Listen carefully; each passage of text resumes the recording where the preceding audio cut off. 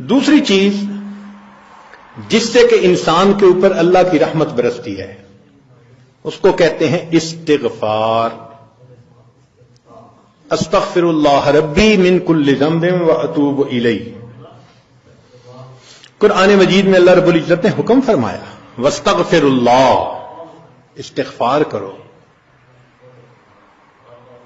ہمارے اکابر یہ معمول بتاتے ہیں روزانہ، استغفر اللہ ربی من کل ذنب واتوب الیہ. اس کو دن میں کم از کم 100 مرتبہ صبح، 100 مرتبہ شام. زیادہ وقت ہو تو 200 مرتبہ بھی پڑھ سکتے ہیں. مگر جب پڑھ رہے ہوں تو ذرا اپنے گناہوں پر ندامت بھی دل میں محسوس کریں.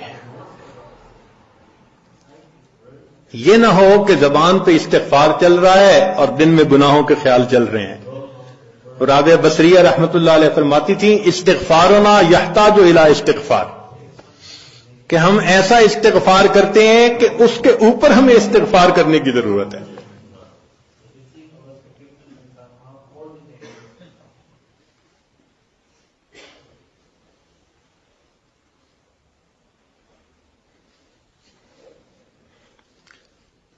سبح برکف توبہ برلب دل پر از لطف گناہ.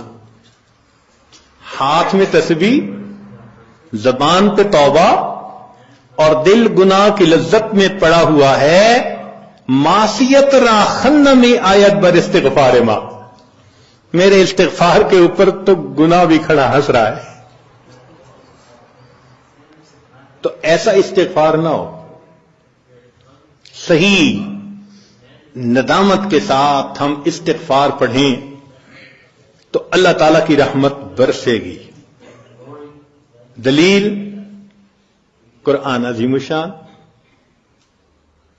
بات پکی. اللہ رب العزت شاہ فرماتے ہیں لولا تستغفرون اللہ لعلکم ترحمون. قرآن کی آیت. اگر یہ استغفار کرتے تو کیا ہوتا؟ اللہ تعالی رحمت برساتے. تو اس کا مطلب ہے یہ گارنٹیڈ بات ہے کہ استغفار کرنے سے اللہ تعالی کی رحمت برستی ہے، انسان کے روح کو غذا ملتی ہے.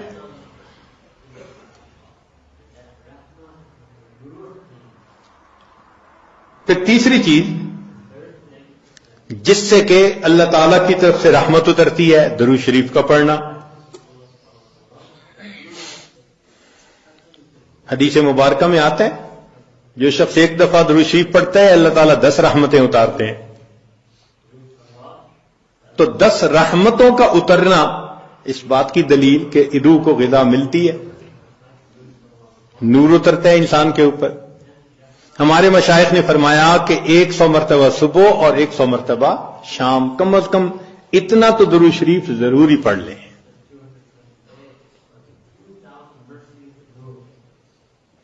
ایک صحابی رضی اللہ عنہ پوچھتے ہیں اللہ کے نبی صلی اللہ علیہ وسلم میں کتنا درود شریف پڑھوں؟ فرمایا زیادہ پڑھ، چوتھائی حصہ. زیادہ پڑھو گے تو فائدہ زیادہ. اللہ کے نبی صلی اللہ علیہ وسلم آدھا حصہ. بھائی زیادہ پڑھو گے تو زیادہ فائدہ. 3 حصے. فرمایا اور زیادہ تو 4 حصے.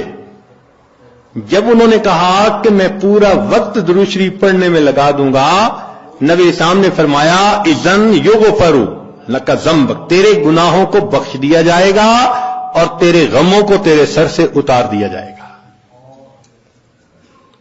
تو درود شریف کے پڑھنے سے اللہ تعالیٰ گناہوں کو معاف کرتے ہیں اور دھو دیتے ہیں. صدیق اکبر اللہ عنہ فرمایا کرتے تھے کہ ٹھنڈا پانی آگ کو اتنا جلدی نہیں بجھاتا جتنا جلدی درود شریف کا پڑھنا انسان کے دلوں کی ظلمت کو مٹا دیتا ہے. سیدنا علی رضی اللہ عنہ فرمایا کرتے تھے کہ اگر اللہ تعالیٰ اور اس کے رسول صلی اللہ علیہ وسلم نے تسبیح، تکبیر، تحمید، تہلیل ان کے فضائل نہ بتائے ہوتے تو میں اپنا پورا وقت درود شریف کے پڑھنے میں گزار دیتا. تو ہم بھی درود شریف پڑھیں کم از کم 100 مرتبہ صبح اور 1 مرتبہ شام. اس سے کیا ہوگا کہ دل کو غذا پہنچ جائے گی. چوتھی چیز اللہ کا ذکر کرنا، ذکر لسانی یا ذکر قلبی جیسا بھی معمول ہو. ذکر کے کرنے سے اللہ تعالی کی رحمت اترتی ہے، اور حدیث پاک سے دلیل نزلت علیہم السکینہ، ان کو رحمت ڈھانپ لیتی ہے. ملائکہ آ جاتے ہیں ان کے اوپر، جہاں لوگ مل بیٹھتے ہیں مختلف جگہوں سے آئے ہوئے اللہ کو یاد کرنے کے لیے. تو ذکر کرنے سے سکینہ کا نازل ہونا بھی اس بات کی دلیل کہ انسان کے دل کو غذا ملتی ہے. ذکر سے ذات کی محبت بھی پیدا ہوتی ہے. جتنا جس چیز کا تذکرہ زیادہ کریں اتنا اس سے محبت ہوتی ہے. تو کثرت ذکر کا حکم اس لیے کہ اس سے اللہ رب العزت کی محبت انسان کے دل میں بڑھتی ہے. یہ نغمہ فصل گلو لالا کا نہیں پابند، بہار ہو کے خزاں لا الہ الا اللہ. ہمیشہ ذکر کرنا ہے، ہر وقت کرنا ہے. موسموں کے بدلنے کا اس پہ اثر نہیں ہوتا. اس لیے ہمارے اکابر صبح شام کا کچھ وقت تھا جس میں تنہائی میں بیٹھ کے اللہ کا ذکر کثرت کے ساتھ کیا کرتے تھے.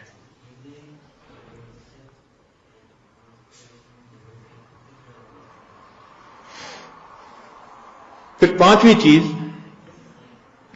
جس سے کہ انسان کے اوپر رحمت اترتی ہے وہ ہے اتباع سنت. جتنا ہر عمل سنت کے مطابق ہوتا جائے گا اتنا اللہ کی رحمت ہم پہ برستی جائے گی.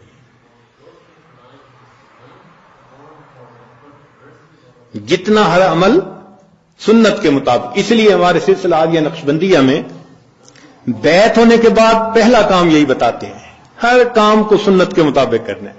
سر کے بالوں سے لے کے پاؤں کے ناخنوں تک اپنے آپ کو سنت کے مطابق ڈھالنا ہے. کیوں؟ ایک تو اجر ہے، ایک قرب ہے، اللہ کی محبوبیت ملتی ہے، اور تیسرا یہ چیز انسان کے روح کی غذا بھی ہے. دلیل قرآن عظیم الشان میں سے ارشاد فرمایا اطیعوا اللہ والرسول لعلکم ترحمون. اللہ اور اس کے رسول کی اطاعت کرو تو کیا ہوگا؟ تمہارے اوپر رحمت برسے گی. تو اتباع سنت سے بھی انسان پر رحمت برستی ہے.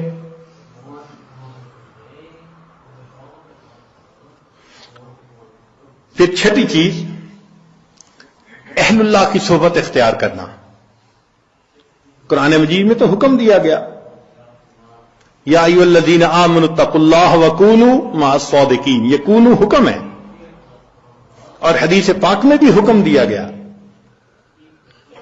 نبی علیہ السلام نے ارشاد فرمایا علیکم بمجالسۃ العلماء واستماع کلام الحکماء فإن اللہ تعالی یحیی القلب المیت بنور الحکمہ کما یحیی الارض المیت بماء المطر. کہ جس طرح بارش کے اترنے سے اللہ مردہ زمین کو زندہ کر دیتے ہیں، اسی طرح اہل اللہ کی حکمت بھری باتوں سے اللہ دلوں کو زندہ فرما دیتے. تو دلوں کو غذا کا ملنا حدیث سے ثابت.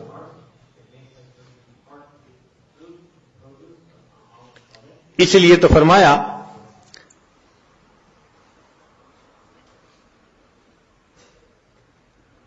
کہ انسان کہیں نہ کہیں اپنا تعلق جوڑے. مجدد ثانی رحمۃ اللہ فرماتے ہیں کہ ان مشائخ کی نظر شفا اور ان کا کلام کیمیا ہے. ان کا کلام کیمیا اور ان کی نظر شفا ہے. یہ 10 اسباب ہمیں زبانی یاد ہونے چاہیے تاکہ ہم ان کے ذریعے سے اپنے گناہوں کی بخشش کا بندوبست کر لیں. سب سے پہلا سبب استغفار. استغفار کہتے ہیں کہ اپنے گزرے ہوئے گناہوں پر نادم ہونا. شریعت نے کہا الندم توبۃ، ندامت یہ توبہ ہے. اور حدیث مبارکہ میں ہے کہ قیامت کے دن سب سے زیادہ خوش انسان وہ ہوگا من وجد فی صحیفتہ استغفارا کثیرا، جس کے نام اعمال میں کثرت کے ساتھ استغفار لکھا ہوا ہوگا. تو ہمیں کثرت سے استغفار پڑھنا چاہیے.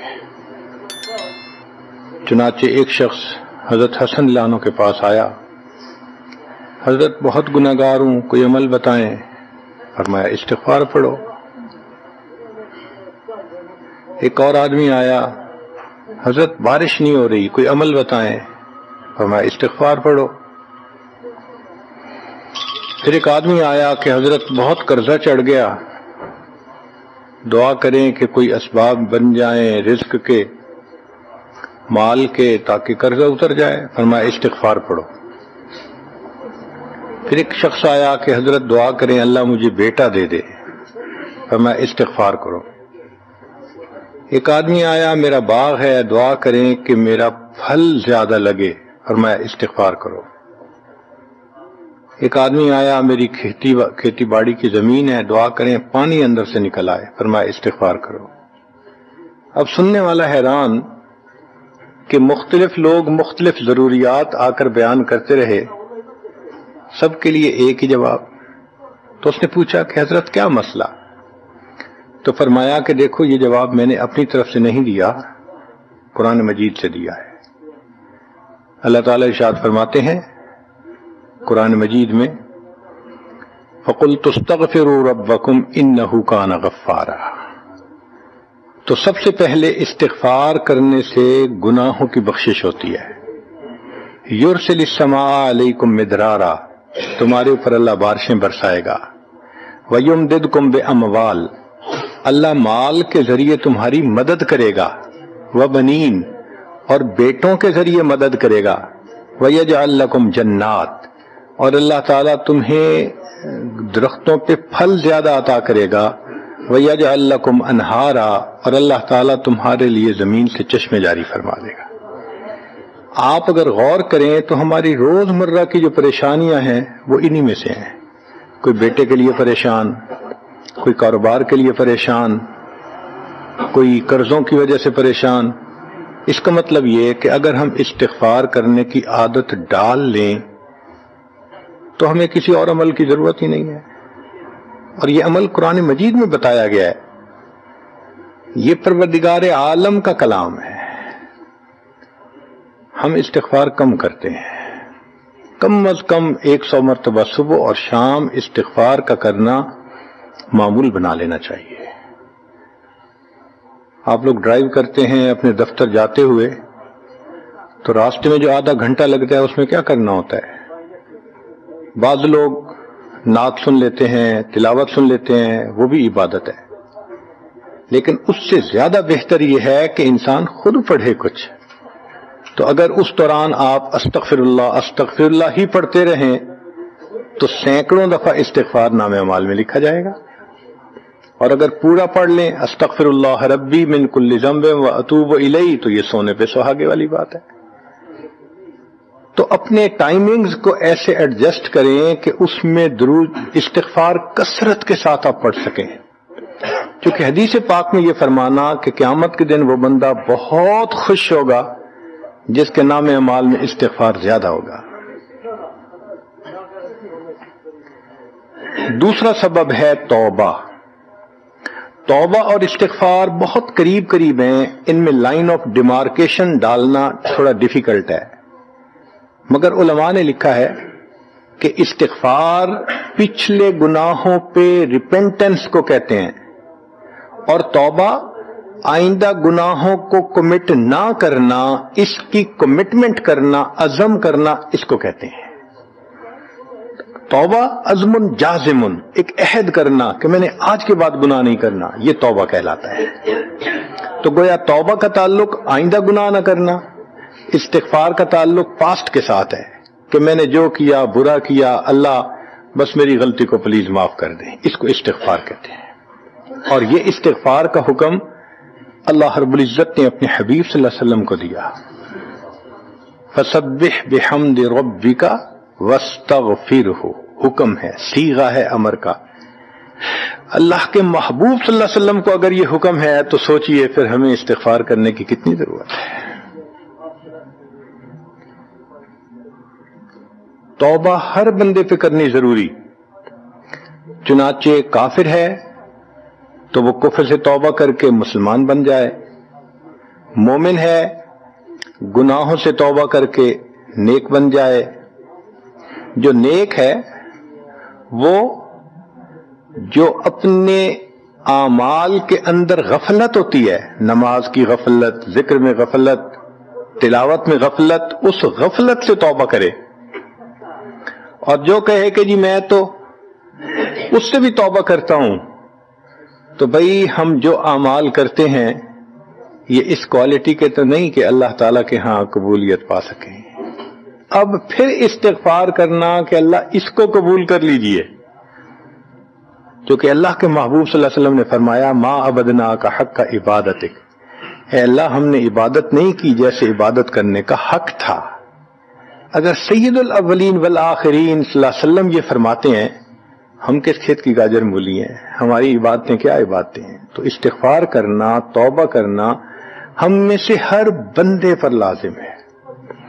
تیسری چیز جس سے کہ گناہ معاف ہوتے ہیں، الحسنات الماحیہ، نیکیاں.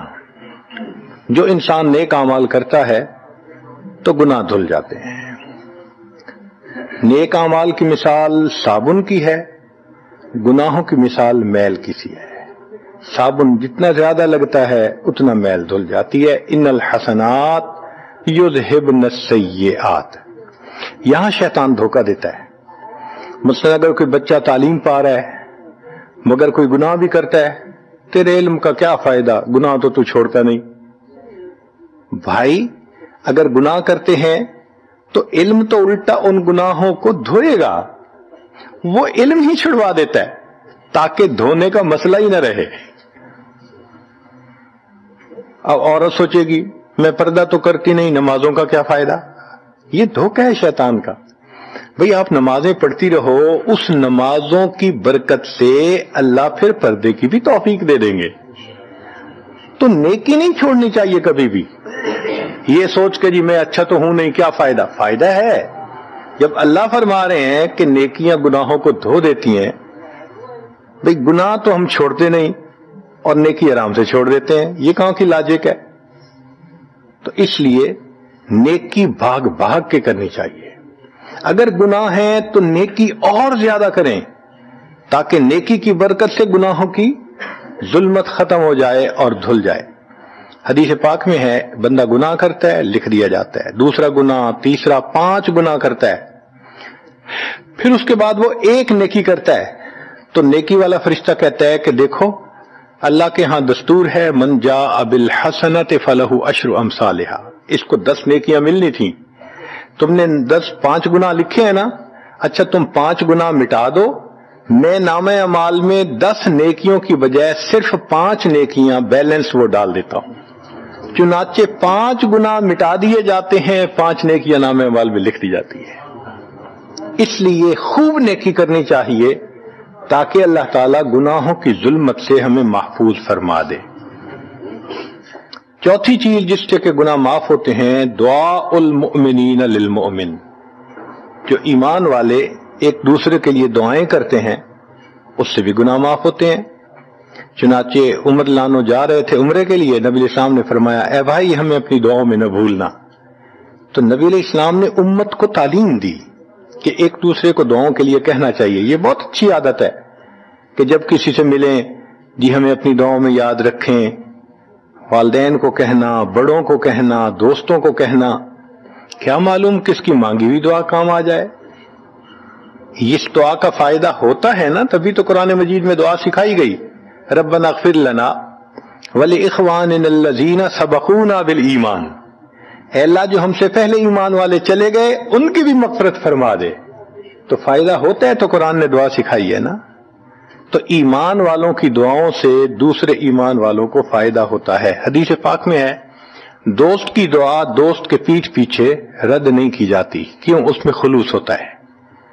تو اس لیے حدیث پاک میں ہے، مسلم شریف کی روایت ہے کہ اگر کوئی آدمی فوت ہو جائے اور 40 آدمی جنازہ پڑھ لیں جو ایمان والے ہوں، توحید والے ہوں، فرمایا ما من رجل مسلم یموت فیقوم علی جنازتہ 40 رجلا لا یشرکون باللہ شیئا الا شفعهم اللہ فی.